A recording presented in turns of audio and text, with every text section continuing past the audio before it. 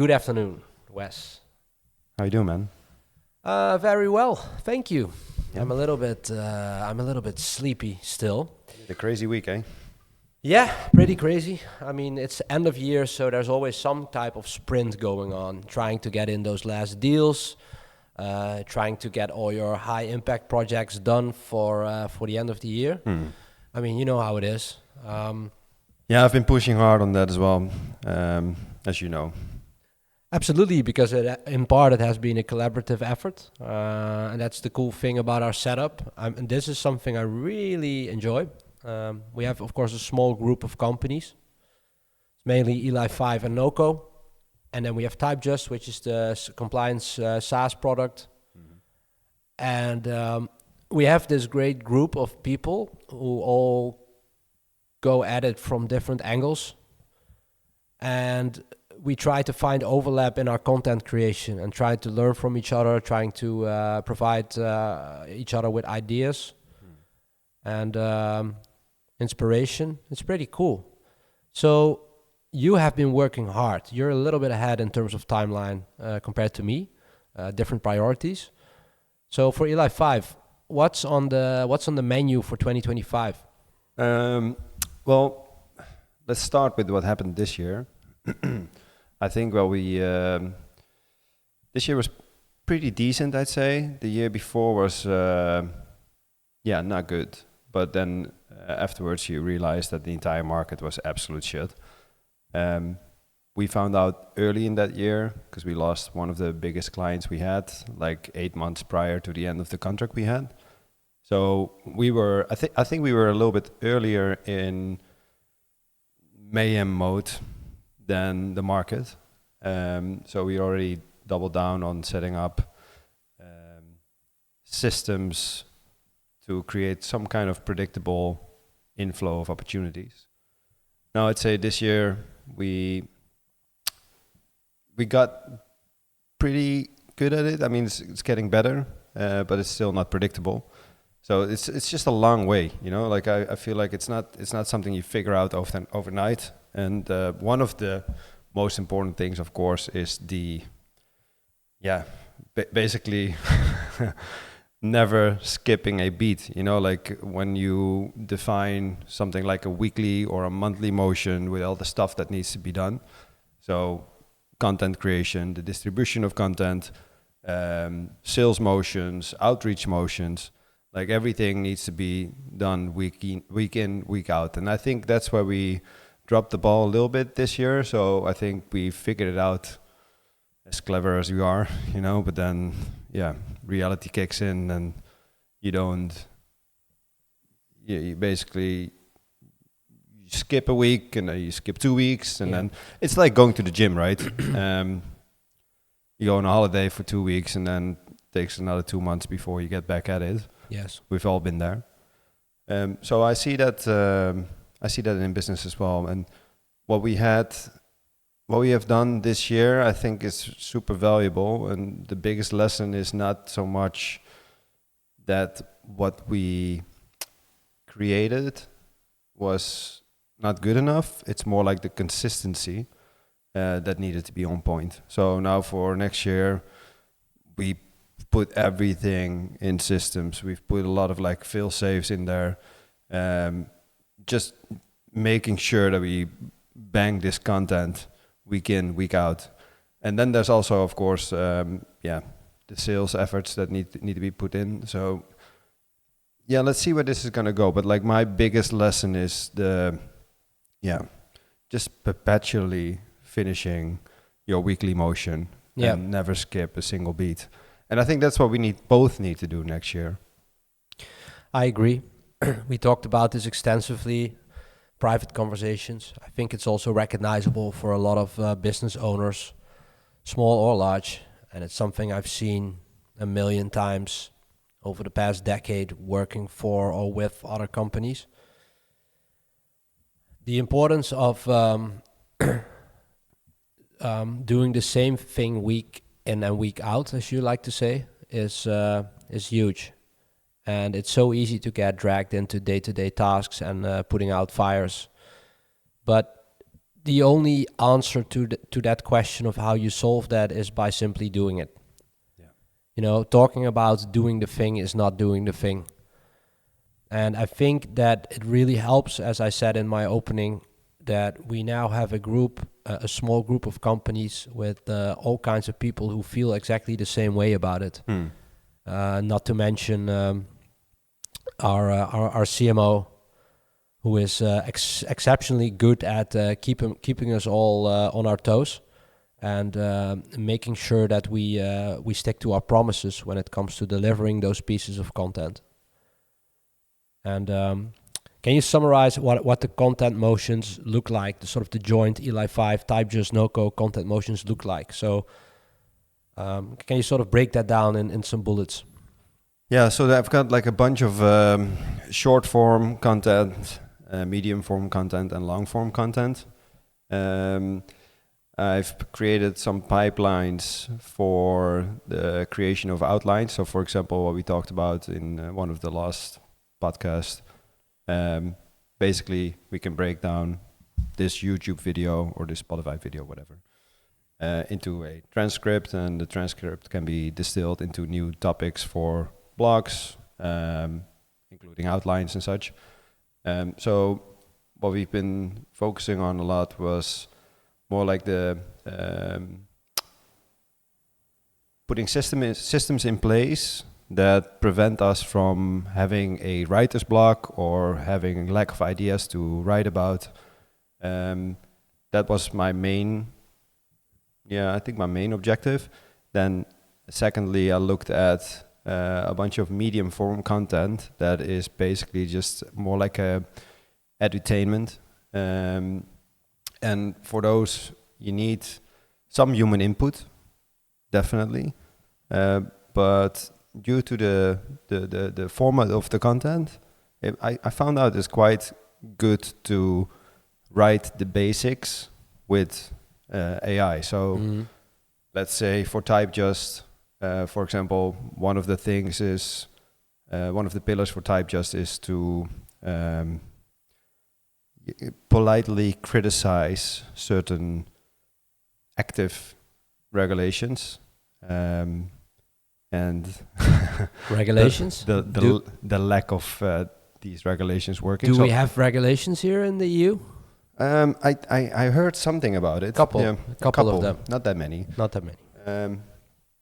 But for example, like the AML, anti-money laundering regulation. From the top of my head, I believe we've spent globally like 200 billion on that. And the intercepted money flows that are illicit are not even close to 1%. So what I think TypeJust should do is like maybe break that down in some understandable chunks of content and put it in a carousel, for example. So that was, I found that was quite easily done by AI. Like you still need to tweak the copy a little bit, put in the little human touch, of course. You don't want to sound too GPT-like, but that was pretty decent, the output.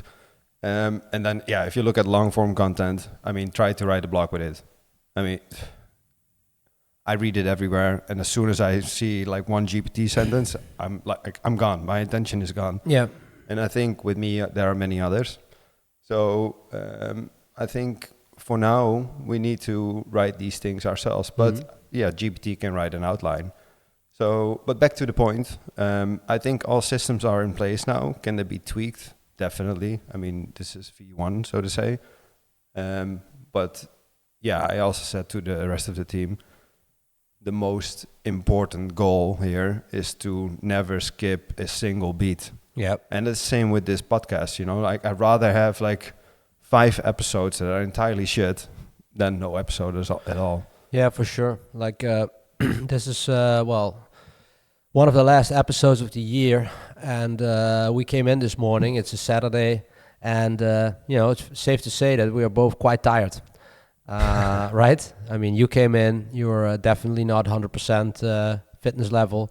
Same for me. It's been a long year for many different reasons. So, are you feeling the fatigue from the year? Yes, but I'm still in the mode of I don't know. For the last 12 months, I've had I mean, calling it suffering is probably like a too big word for this, but Right. there was a lot of hassle and struggle and like pushing and grinding, and I'm still in the mode of like just bring on the next thing, you know. But I think what is important, you know, because I also reflected on last year, because we've been putting so much work and effort and energy and time into the business or businesses. I think it's important for us to switch to a different mindset, you know, like we've been focusing so much on making things work or like basically making sure that we don't die. Yeah. I think that was the main objective. And I think we're back stronger than ever, compared to the year before that, because that was a bit tough. But now I think it's time to change our mindset a little bit. You know, like we need to open ourselves a little bit more for, prosperity and success. And I think having this 100% grind mode is that's not the way towards let's say like a happy life, you know, like. No, ultimately not. But you know, as you said, there's a moment for everything, and you know, it's these bursts of intensity that we talked about before that are sometimes necessary. But I do agree that you can't stay in grind mode for the rest of your career life, so to speak. But I also think that goes hand in hand with getting all the systems in place and all the content motions and sales motions going. That creates more room to breathe and more sort of room for quality thinking. You see this in every guru's productivity list as well, right? That you have to schedule time for creative thinking and for out-of-the-box thinking, free from the daily hassle. And I think the only way to achieve that is by what we are doing now, both with Eli 5 and Noco, which is putting the systems in place in such a way that we are able to do the same thing week in and week out and never skip a beat. Because speaking of fatigue, so I started at Noco in September after a quite long sabbatical. And I only have an on and an off switch. There's no other settings. So I've been sprinting since September, like hyper intensity, but that is not what fatigue comes from. I can do that, in theory, I can do that forever. The fatigue comes from that there was a highly fragmented number of months where you're constantly reshifting, refocusing your energy and attention. That is what brings fatigue. And I see that with you as well. I saw that in the past, when you're constantly problem solving, shifting your focus every day for 100 times. That makes you tired. Simple as that. If you do it for too long of a time, when you are able to put the systems in place and switch it to a weekly routine where you have days where you focus on content, days where you focus on sales, days where you focus on brainstorming or product development, and you do that week in and week out. It is much more energy efficient to do that. The same motions. Now the problem for you and me might be that we quickly find it a little bit too boring or too repetitive. So I read the Mark Andreessen's productivity guide, and that's where he said that it's also important to schedule time in advance for creative thinking, which is a bit counterintuitive for me because I like to do these things on the fly. Yeah, same here. Yeah. The moment it feels good, the moment I feel inspired, that's where I do the work. Yeah. You know, that's why I do the heavy lifting. Yeah. But on the other hand, we also scheduled a slot for this podcast, which is basically the same, right? It started from a need to just have these founder sessions, quote unquote, where we just talk about stuff outside of the day-to-day grind. So, and we are sticking to it for now. Yeah. Episode 9. Well, we need one more. We need one more. Yeah. Well, that's not a magic number or anything. I warn you in advance.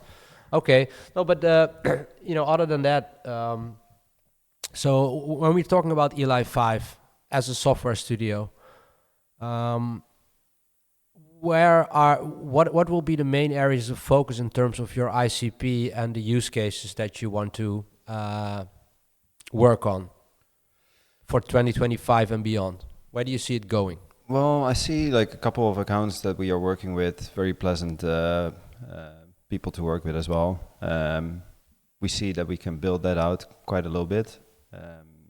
There's a lot of value to deliver to them.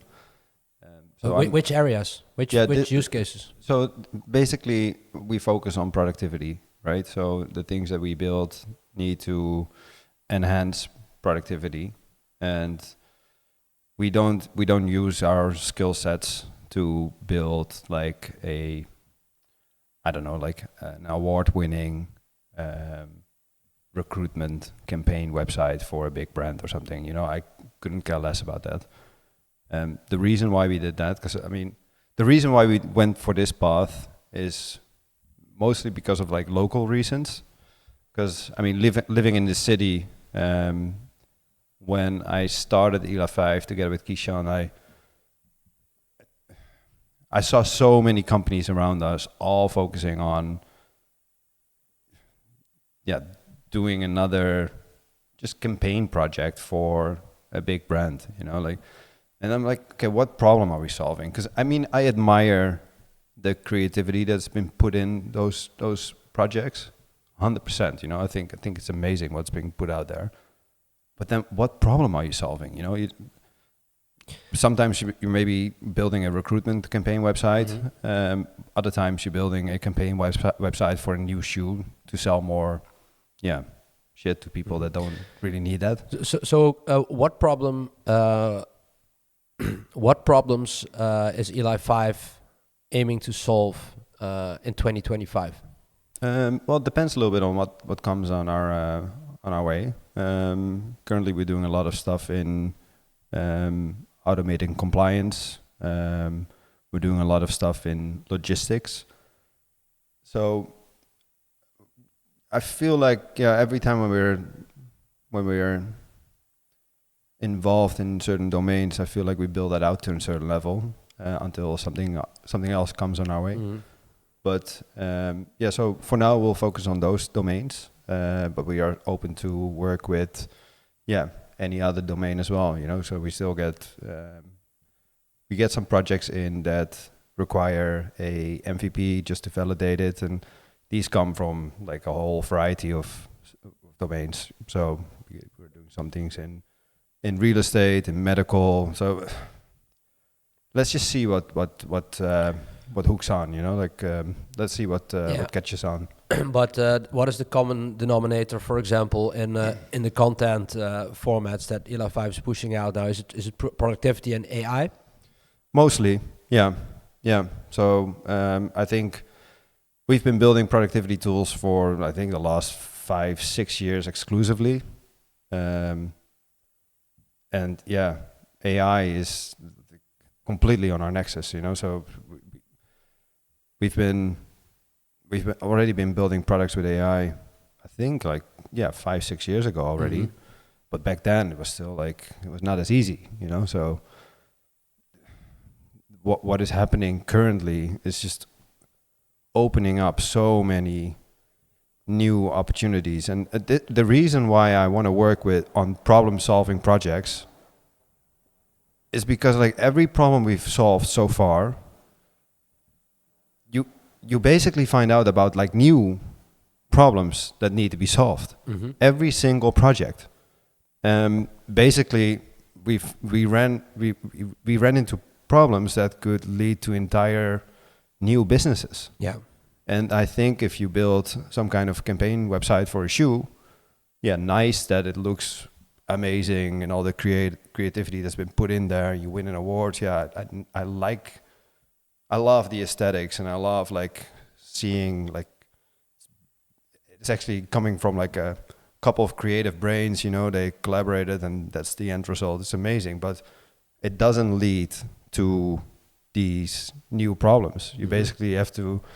You build the product, you build a product and the product is launched. It runs for like 6 months, sometimes longer.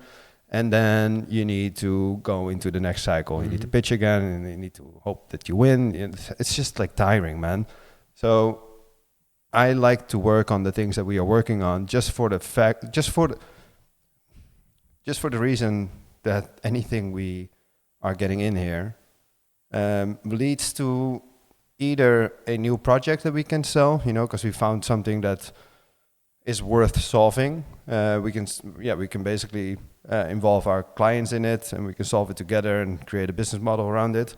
Sometimes it can also lead to a business opportunity for ourselves, just to build like a SaaS product, like we did with TypeJust. Yes. So, yeah, there's not like focus-wise, there's not that much changing for us. I just see that we're just doubling down, and I think the advancements in AI are for us incredible to work with.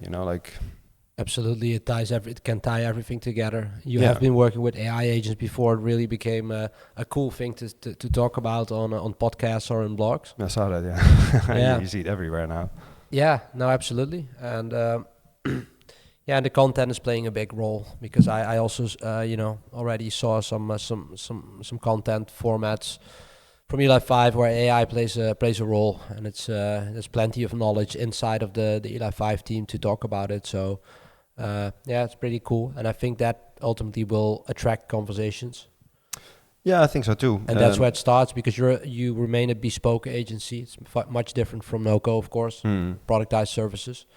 So yeah, and then if we look at Noco, we're basically doing the same thing, right? Content-wise. And one thing I wanted to point out regarding the content, I think maybe the most overlooked topic within that domain is the personal brand. And what I feel is happening currently is people are like more and more going over this threshold to produce content, and I feel more and more empowered to just say certain things that I've been thinking all along. And it takes a little bit of guts, at least it did for me. Maybe some people are doing this in a way easier way, but for me it was kind of hard to start doing that. And I've been thinking lately, you want to resonate with a bunch of people, and you don't want to be liked by everyone. And I think most of the personal brands, or most of the times that I initiated this, or just saying, okay, now I'm gonna write every week, and I'm gonna publish it, and I'm gonna share it, and I just always wrote it kind of in a way to not hurt anyone's feelings or to be politically correct. Yeah, that's the dreaded self-censorship, right? Yes, exactly. And I think that's probably maybe one of the most important components of this whole content mix we're working on for the upcoming year. It's a scarce resource to have your own voice, and I think it will get more scarce as we move forward, because of all the technological advancements and AI, obviously. So something that remains unique will be more scarce, while other jobs, development-wise and more, will be replaced by AI, business intelligence. Yeah, so basically start shit posting. Basically start posting memes and talking shit. Yeah, no, I agree, and you see more and more people come to this realization. Yeah, but there's so much business out there, and I think I don't know. Like sometimes you run into a new client, and then you connect so easily, and you start talking about things, and you realize you resonate with each other a lot more than you thought, just because you were self-censoring. Yes, you also leave a lot of opportunities on the table. When you don't speak your mind, and when you don't show a little bit more of yourself. And I am long on human authenticity. I wrote something on X the other week, which I truly believe in, and it has to do with the advancements in AI, which are accelerating now. So it's very hard to distinguish fake from real. And my prediction is really that the advancements in AI are inversely correlated with the need for humans to see and hear things that are verifiably real. So my conviction is that it all will be fine. It will all balance out in the end. So I truly believe that. I think in a previous episode we already talked about me believing that I can see like the rise of AI lead to some renaissance in arts and crafts, for example. This is exactly the same thing. I think if you have the guts to to give yourself a voice right now, like we are trying to do with this podcast, we just started, that flows over into writing, because of course all the long form stuff that we record here is also an idea generator for us, for things to write about, medium form, short form, but not just for us, also for our colleagues, for the partners in our group. And it all comes from authenticity. So we are just sitting here talking about stuff that keeps our mind occupied during the week or during the year or during the months. And we just talk about it, and we hope that it will resonate with some people, and I'm sure that it will. And then you start posting clips about it, and you get into some interesting conversations and discussions about it, and that's where you carve out your real niche. And it's the Wes niche or the Ian niche or whoever's niche. And I'm highly confident that this is a skill and a platform. If you develop this now, you will be, this will have value. Yeah, I agree. I had to think about, first of all, I think it's on point what you're saying. Banger tweet. Yeah. How many likes? I think 2 likes. I think I'm still, I don't know. The algo is still fucking I'm you. in the deepest algo dungeon imaginable. Same here. Yeah, we can talk about that later. But what I had to think about when you were telling about this is you see it with music, like I remember when early 20s, I always, I think you as well, but I always wanted to be like DJing, which I did for a little bit. But yeah, obviously digital. And then you had all these purists who were like playing vinyl, right? Vinyl. Yes, yeah. I know them. Yeah. And I think what you see now as well is with photography. You see so many people still like grabbing the analog camera, just because of it's more real. There's more like craft in it, so to say. So it happened before, there are technological advancements, whether it be a digital camera or whether it be like the newest Pioneer DJ kit that doesn't require CDs and such, like what could be happening when, let's say I already saw like these clips on Twitter of 2 AIs doing a podcast together. Yeah. And it looks, you can still see it, but give this like 6 months or so, it's going to be close to real. Yeah, but that's my point. Yeah, I know it's your point, but like the more real it gets. Yeah, okay, but my question is, the vinyl is the real thing in music. The analog camera is the real thing in photography. Like, what is gonna be the real thing for all this new media we're talking about right now? Well, if you put it like that, and I like the comparison, but if I logically continue on that path, then the real thing is physical meetups. Yeah. I mean, right? I mean, that's the only way. So that's the only. Yeah, you already see that happening, right? A bunch of podcasters are doing sometimes live events and such. Yeah, for sure. So physical meetups, and this topic is fascinating to me. Fascinating because you're right with your examples, and I think that people always will crave the full sensory experience, and this is a broader point that I also used in VR, and I turned out to be right, by the way, because nobody uses VR, literally nobody. I'm saying this exaggerating. There's no mass adoption yet. Also not with Apple's latest product. And that's because I believe that there is a biological or spiritual endpoint to technological innovation. That doesn't mean that sort of Moore's law can continue and that chips can get faster and smaller. That I'm sure that will just continue.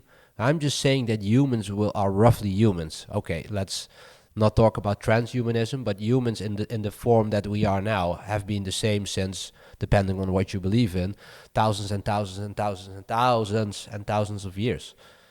So that's why I predicted that people do not want artificial objects in their line of sight for too long.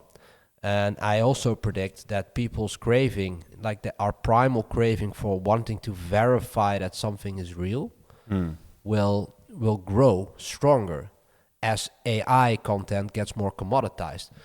And I don't think we're very far from the point of AI content being commoditized. And I think people underestimate our primal need for verifiably real things.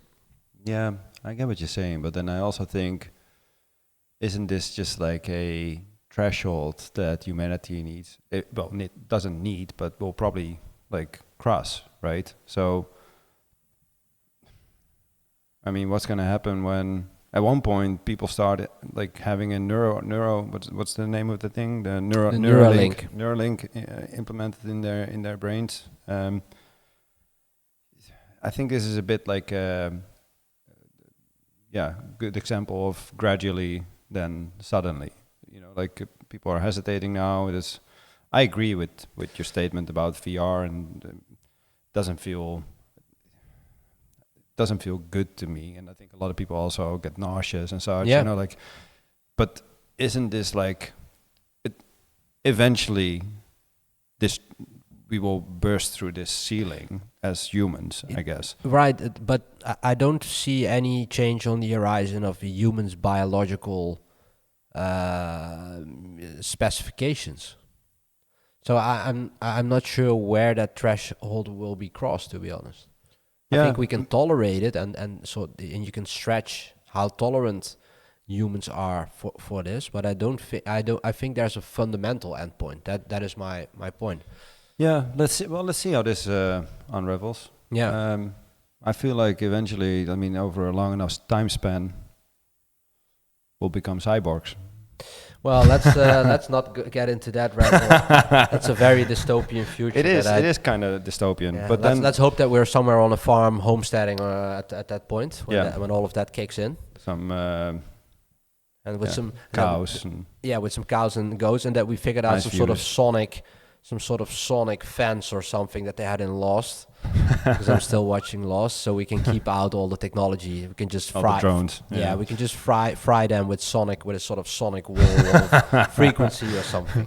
Okay, but back to the point. So like humans will crave some authenticity, human authenticity. I think so too. But then I'm very curious to see how this is going to play out with this specific form of media. Yeah, we've seen it play out with other forms of media, and let's see how this is going to go. I'm curious. I'm curious, but I'm also confident in this because I know I'm right.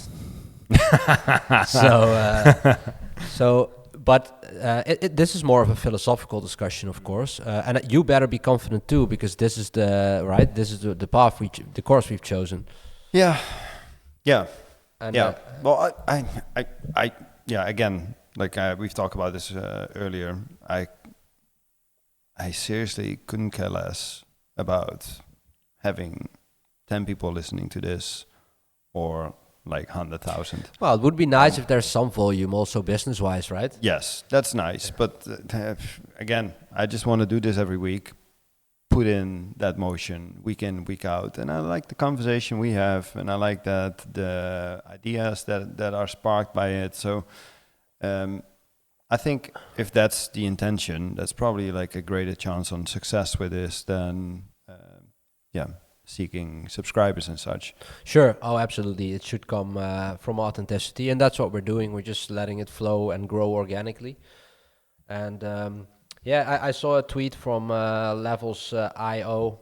He said the same thing. He said he responded to some tweet about knowledge workers. Actually, knowledge workers. I see. We had some fun about the knowledge workers in the last episode. Highly recommended episode if you love Europe. And so he said, this is why I doubled down on shit posting the last few years. No joke. I asked ChatGPT what jobs won't be automated, and it answered most tech jobs will be gone, including developer, designer, customer support, marketer, and even founder to some level. Well, okay. One thing left hard to replace by AI is having an audience, being a content creator or running a community, because for all of them, being human is the core. But that's not really a solution for everybody else. Well, I agree with that, because not a lot of people, most people don't take the step to give themselves a voice or to become a content creator or whatever. That's the harsh truth, right? The majority doesn't have the skill set or doesn't have the courage or is selling courses. Oh my god, I think we've reached peak selling courses, hopefully, but we are trying this. Lots of other people are too. We'll see what it is, but this is more future pacing stuff. There's plenty of work to do in the meantime. I'm actually very excited about the stuff we're rolling out at Noco next year. Yeah, let's talk about that. Yeah, man. You did a lot last month. Yeah, I tried my best. And one of the areas of focus was value delivery. Yeah. Relentless value delivery. So maybe talk us through how this thought came into your head, because you basically started here with I think, you knew about a lot, but this thought came later, right? Yes. So maybe talk me through how this started for you. Which thought? Yeah, the relentless value delivery. Right. Because it didn't come from nowhere. No. Well, it's a combination of things. It was already a main area of focus when I was at Gobsmacked, especially the last period,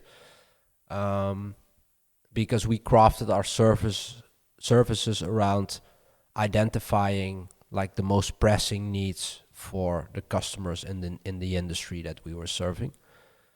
So that was kind of already my mindset. I kind of cultivated that for myself. Okay, this is the way. This always has to be your starting point. Then coming in at Noco and experiencing a lot of things, I noticed, and I also wrote this in the newsletter we send out to our customers, there's an incredible foundation. So Jelle is founder and head of studio, you as the founding partner, and the entire Noco team, basically, they really laid down a super impressive foundation. I mean, I am to this day still impressed by it. In the relatively short amount of time, and then you look at the quality of work in the portfolio. You look at the customer base. It goes from early stage to unicorn status now. B2B SaaS and tech companies, most of them in the US. When you look at sort of the systems that are in place, the offerings, fully productized. So in a short amount of time, a lot of work has been done. But there has also been a lot of stress and strain, because that's what happens when you start building something, when you hit some hardship over the course of a couple of years. People getting drowned in day-to-day tasks. That just causes strain and pain. That's completely normal. So what I notice is that the focus on really making value delivery the core part of your how you spend your days, it faded a little bit. Not because of bad intention or anything, simply because of the sheer amount of work, inefficiencies creeping in, diverting from your processes a little bit, how much room you give the customer to operate with you, to collaborate with you, all from good intention, but it just creeps in there, and it just, the pain, slowly but surely, without even noticing it, that's how slow it goes. The pain increases, the strain increases, and your room to sit down and think about your offerings, and if they're still maximizing the value that you could deliver with the qualities you have, that is something that immediately became an area of focus. And we did that, and what you could see is that it immediately also brought some of the fun back, some of the energy and the passion for what we're actually doing. Design heavy stuff, very much focused on design, and design should be all about passion and being in awe that it looks so good, that it works so well, that it converts so high. And all of these conversations and observations about where is Noco now and which value can we deliver and can we do more, led to a new service offering structure that I'm super excited about. We kind of divided it into 3 categories. It's build, optimize, and amplify.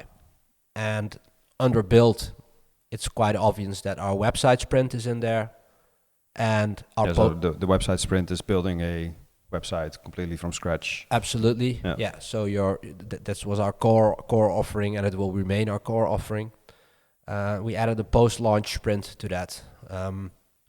Oftentimes for the V2 requirements, so the whole website sprint is aimed at a website in weeks, not months, because we often deal with B2B SaaS and tech startups. They want to launch quickly. The art of time to market. They want to go to market and be there and have a face and a voice and then iterate as they go. Yeah. So we identified that for those post-launch requirements, where you say for V1, okay, let's put this on the back burner. We'll see when we launch. It often became a bit of a fragmented ad hoc string of requests. So we decided to really push the customer for completing that V2 list and think about it together with the customer and put it all in one sprint, so it could be very efficient, which is good for the customer because it was more low cost, and it can be done much quicker because we don't have to plan every ad hoc task. So the lead times are now much shorter. So that is one thing. And so the 0 to 1 website sprint and the post-launch sprint, they fall on a build. Then we have optimize. So what we did is we were already running subscriptions.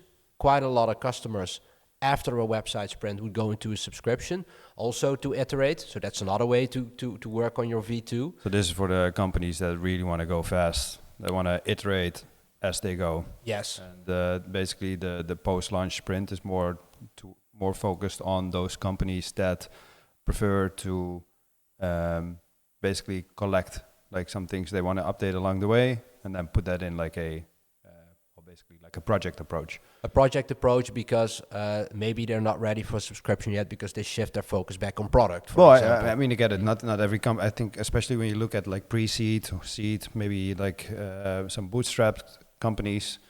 I understand that they don't want to throw a bunch of money at like at Noco just for the capability of being able to iterate whenever they want. Yeah, that's basically what you're offering with the subscription, right? It's all about the phase that you're in. So the seed stage, who got a good chunk of funding already and and have a product that is ready for market. They just want to iterate and update and add landing pages and webinars and event pages and etc. They iterate their product pages because the product gets updated. Absolutely, they just want to bang. Yeah. So we had those subscription running, but we figured out that we could add more value to it, and that so one of the things we decided is we're going to make them completely CRO focused. So we have a lower tier subscription or a lower price subscription, which is only about CRO. Yeah. So it's a standardized way of implementing a tool stack and a monthly report with custom recommendations by CRO specialists, obviously. And that can range from A/B tests to like basically a redesign for a page because it doesn't convert well, or like those kind of things, right? Yeah, and also recommendations for what to test. That is also important because you can measure everything, but what are the things, sort of the needle moving things that you have to look at? Yeah. So that's what we do, and there's also some time in that subscription to do small tweaks like the quick wins.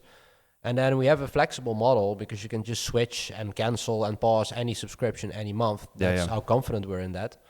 That when you have collected enough recommendations to up your CRO or your conversion, you can just switch for 1 or 2 months to a higher subscription where you really have the FTE the combined FTE to implement and design and develop all of those optimizations.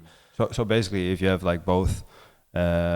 If you have like the subscription, the CRO subscription, plus the subscription for like the continuous capacity. Yes. You from a client's perspective, you basically have a self-propelling machine that just grows your website to new heights. Exactly. Yeah. That's the proposition. Yeah. Yeah. And again, we already had customers who work like this. Yeah. With basically a flexible team at your disposal, and it's a continuous motion of updates and expanding your website, growing your website and your brand and your product. Yeah.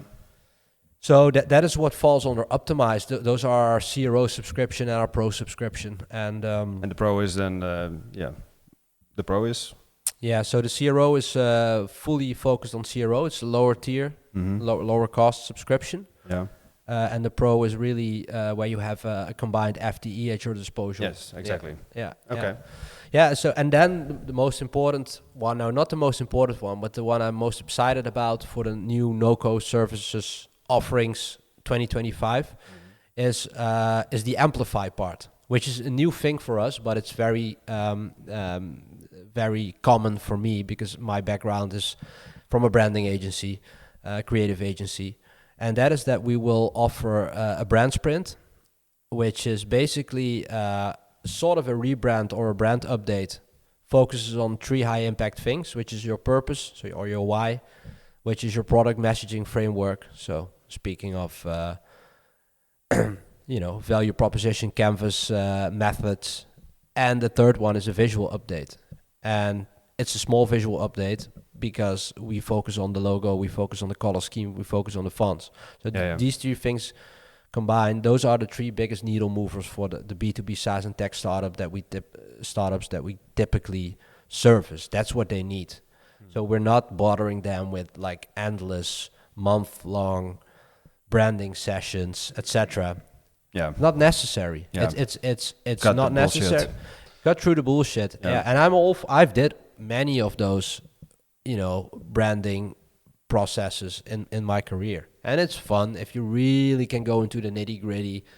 And you really, really do a deep dive, but sometimes there's just no time for it, and it's also not worth the cost because those startups are so malleable still. They are always ready to pivot when the market changes. Yeah, so, and also like if you do it like if you do it in that way, I mean, there's a point of diminished returns, right? 100%. And I think from what I understand with what you guys do now with Noco, it's like basically you just focus. Okay, where lies the sweet spot? Yes. Because everything what we're doing currently for this client can be completely, might happen that a year from now that company needs a complete overhaul again. Exactly, and you can persuade them to do like a super expensive long duration branding process, but you wouldn't be maximizing the value that you want to deliver for that niche, for your industry. Yeah. So that is a very important one. And then under Amplify, which is the third and last category, we also put in a content subscription. And because there's just a screaming need for that, and for us it's such a natural progression from the design focused stuff that we do. So we do beautiful web designs. There are so many cool visuals, aesthetics come out of that. And it's a supernatural progression to put them in DAX, social visuals. Of course, we got this properly scoped because we don't want to go too far away from our core offering, which is, high converting websites for B2B SaaS and tech. But it is a great addition to our service offerings. And it's also another one where you can offer direct, hard value to your customer base, because many customers have the need to have a content like subscription, and we're already selling it. Yeah, that's also what you told me. You basically had like existing customers literally asking for this. Yeah. So because I know also from working as an agency owner that it's not easy to find an agency for all of those needs. Like, so Noco has the advantage that we're already in there and we know exactly what they want. We know how their operations work. We know what they find important in working with a team, etc. It's not easy to find a new agency, especially when you're so busy. Like most of the CMOs who are one team CMOs or two team, two-person marketing team. Not easy to get into all these conversations and wait for their offers and go into another learning curve with them. Yeah. That it lies very close to what we're already doing for them. And also, they're also used to how we work. When they're in an other subscription or when they did a 0-1 website sprint, they already have the shared Trello board with us. They already have the Slack channel. Yeah, you're in tune with each other. We are in tune. They are still Noco clients because they really want the Noco quality and they just want to, have more of the same. Yeah. Yeah. Absolutely. Very well put. Yeah. So just to quickly summarize, so the Noco service offerings for 2025, 3 categories. You have build, you have optimize, and you have amplify. Yeah, so then build is the custom websites. That can be like projects between, what is it, like 20K and like 80, like between 20 and 50K, but typically between 20 and 35K. Exactly. Yeah, and then we have the CRO subscription and the pro subscription, and then we have the brand sprint, and we have the content subscription. And this is really all as far as I also want to go with Noco. Yeah. Because that is also a tricky one, of course. So we defined our why, our how, and our what. Mm-hmm.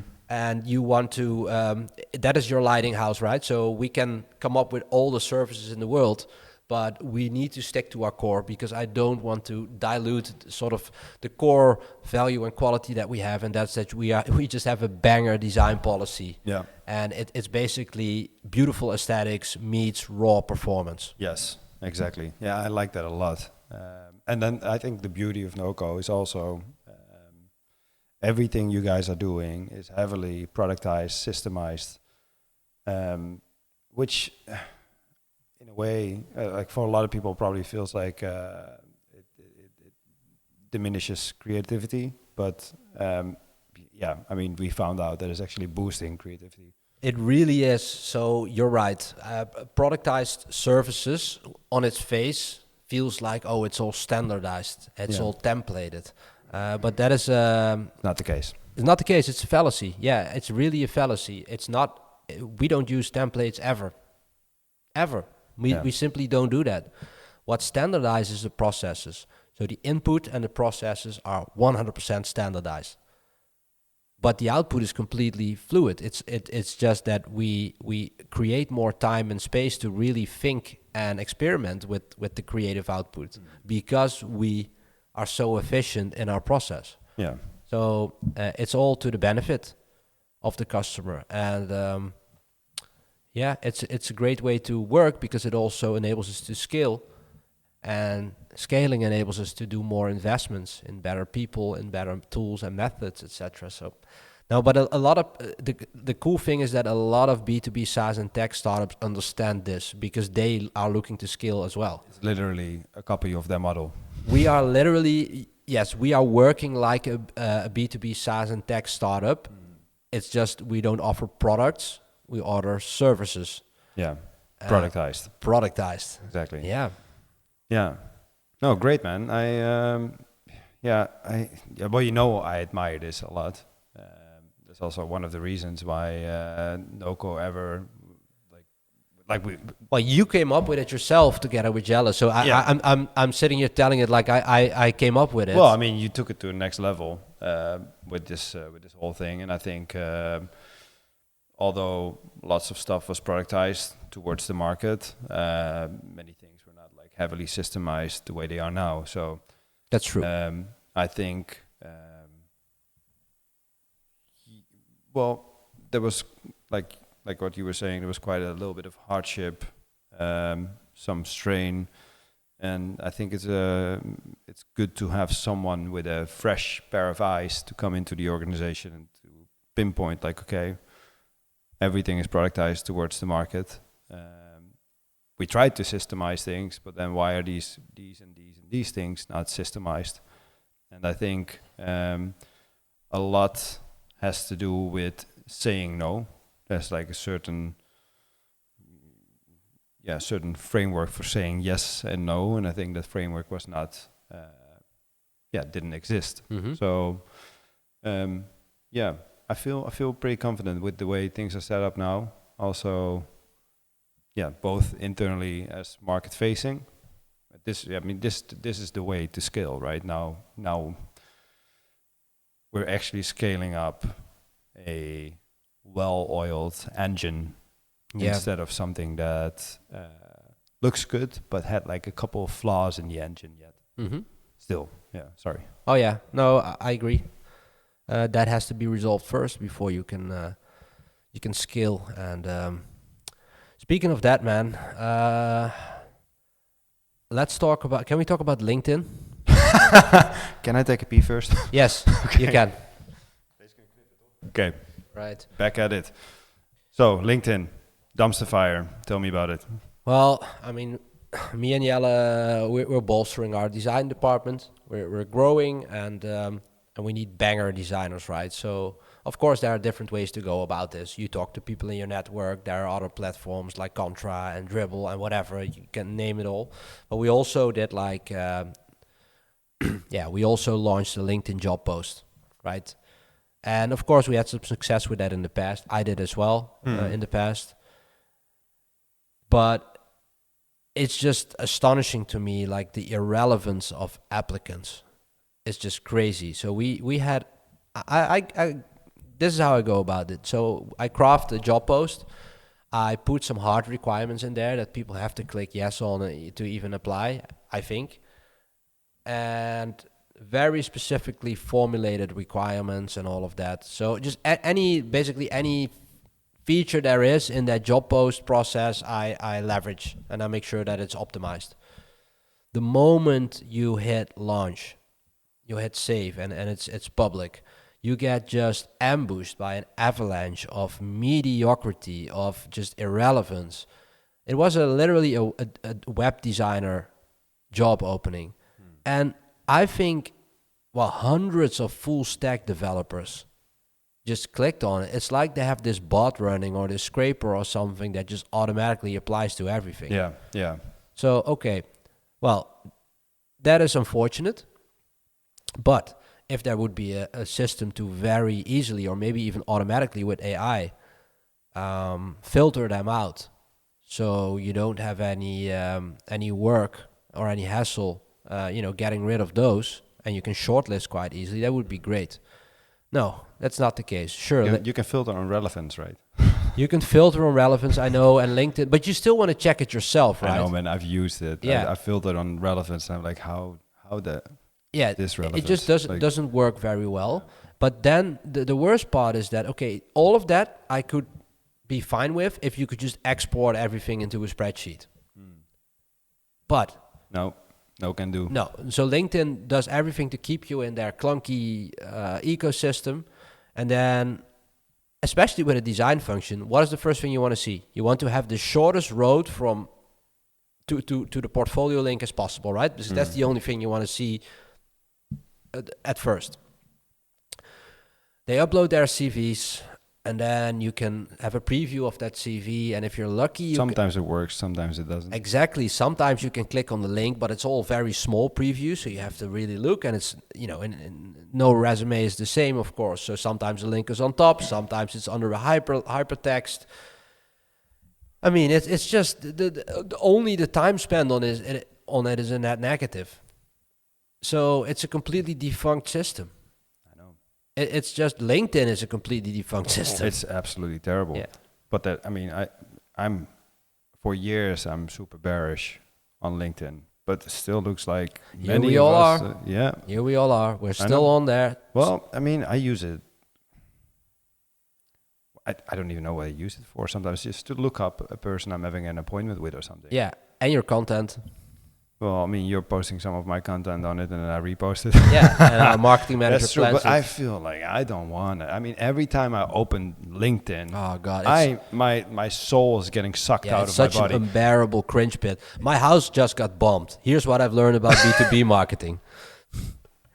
You know, it's just shameless stuff. Shameless stuff, you know. Yeah, and anything real that's been put on there. I mean, we just talked about the Twitter, the X algo, but I mean, not that's easy to get ahead of. But LinkedIn, like anything real on there is not. The only thing I see is like the cheesy stuff, you know, politically correct shit. It's And just a defunct relic of the first SaaS boom.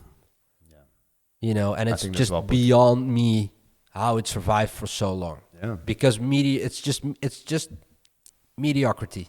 Yeah, but that's the same thing with the market that they are in. I think is also heavily tied to recruiting, right?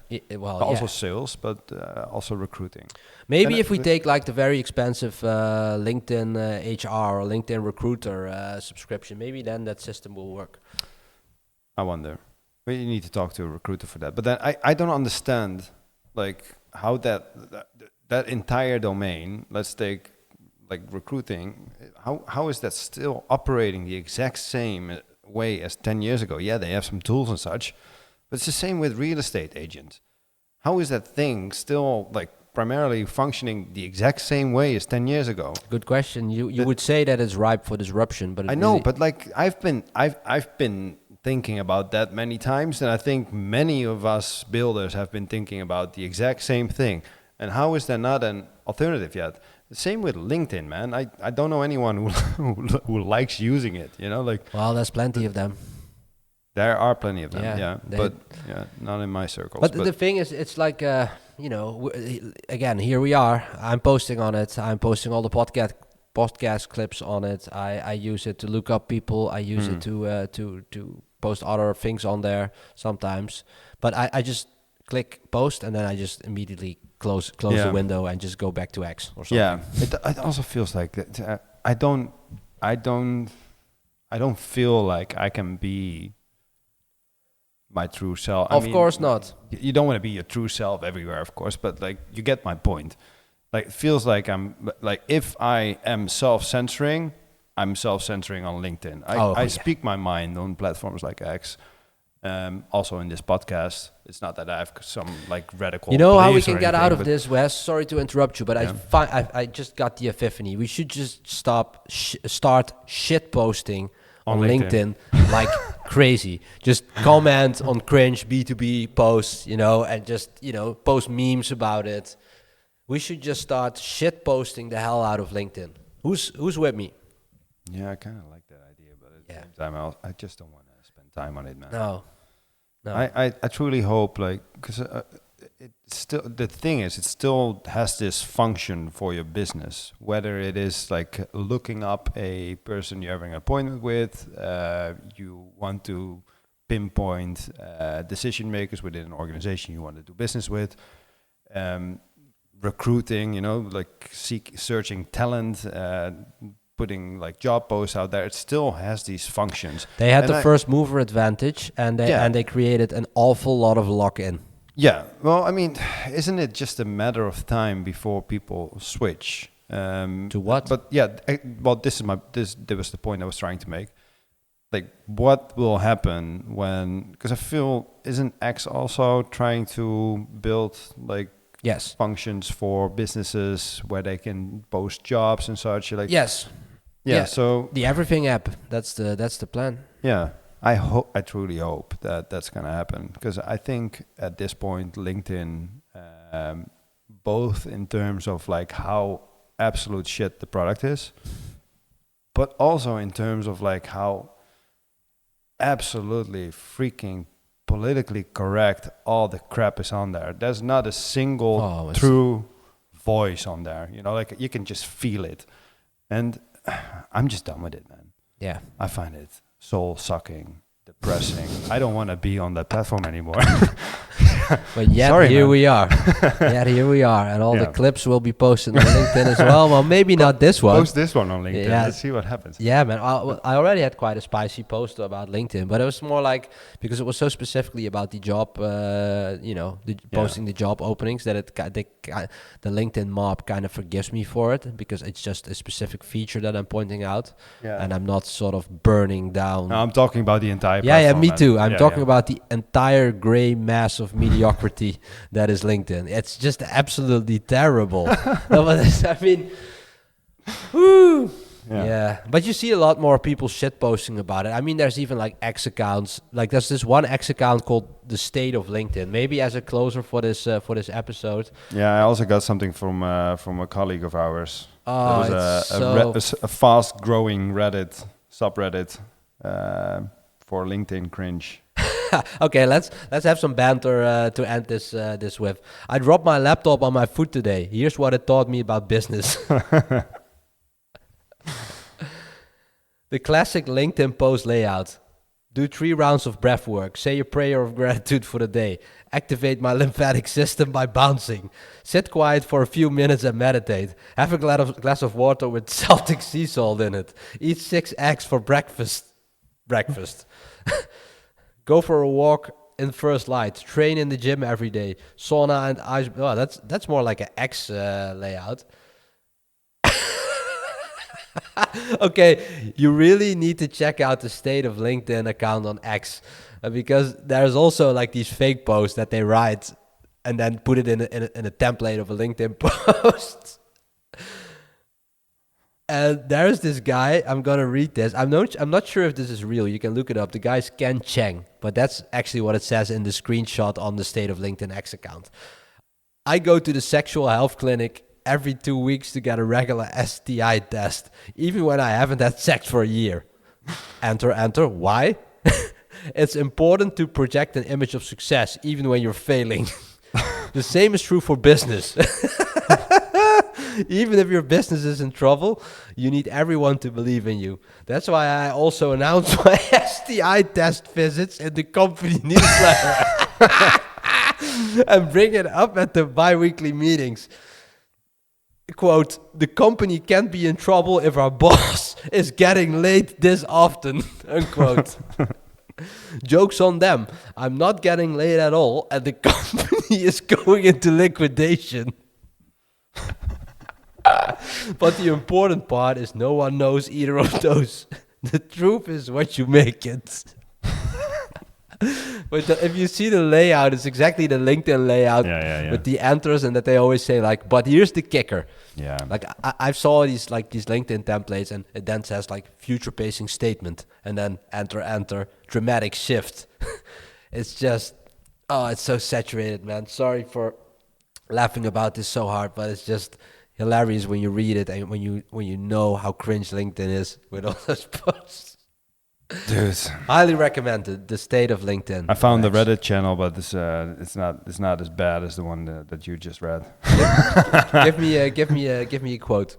Well, yeah, I'm looking for one. Maybe we need to cut some pause there, but there's another one. Like these job announcements when someone has a new job and you have this animation. I was reading something. Yeah, you know of those job announcements on LinkedIn when you have you add a new job position to your profile and you have this animated drawing that always comes. So they always do fake ones here as well. So this guy says, I'm happy to share I'm starting a new position as inmate at FCI Cumberland. Oh, it's so great. It's so shit. Oh, it's so messed up. No, man. Maybe this should be one of our missions for next year. To nuke LinkedIn, like a thermonuclear war. Start a movement to nuke LinkedIn. Yeah, the Leave LinkedIn movement. Okay. Yeah, well, the world will be a better place, but let's end this on a happy note. So it's almost 2025. Christmas season is coming. we're gonna do a yearly recap episode. Yeah. Put it on LinkedIn. Yes, we will definitely do that for our five followers, and it will be fun. I wish all of you guys and girls who are listening happy holidays and a beautiful 2025. Aren't we here next year? Next week. Sorry. Yeah, that's true. Yeah. Okay, so I don't wish wait you. with it. Yeah. Well, I do Merry wish. Christmas, you can say. Yes, I do wish you a very Merry Christmas, and we'll see you next week for the year end. All right. See you later. See you next time.